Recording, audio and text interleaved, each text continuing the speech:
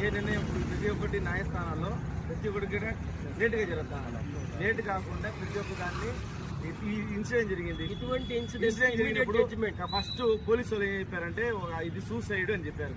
మళ్ళీ వచ్చి మనం వెయిట్ చేయించేసారు. అంతేకాక అంత్యక్రియలు కూడా చాలా ఫాస్ట్గా చేయించారు.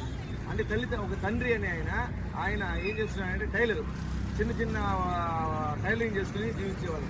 డబ్బులు ఇస్తామంటే కూడా నా బిడ్డ యొక్క శరీరంతో నేనేం తినాలి అన్న చిన్న మాట ఆయనకి, నా ఇంతమంది కన్న బిడ్డలు ఉన్నారు వాళ్ళ గురించి ఆలోచిస్తున్నాను అనేసి అంతగా ఆలోచిస్తున్నాను ఆయన. అంటే ఇక్కడ జరిగింది ఒక అమ్మాయి గురించి ఇలాగ మొత్తం వ్యవస్థని క్వశ్చన్ చేస్తున్నాను. అతను ఆమె చేసుకుంటే 1.5 సంవత్సరాల్లో మళ్ళీ ఒక ఎంబీబీఎస్ అయిందో ఏదో చేసుకోవచ్చు. ఇటువంటి మామూలుగా లేడీస్ వాళ్ళు వచ్చి వాళ్ళు సర్వీస్ వాళ్ళు ఫస్ట్ వారియంట్గా వాళ్ళు కరెక్ట్గా తీసుకొచ్చి నిర్ణయం తీసుకోవాల్సిందిగా కోరుకుంటున్నారు.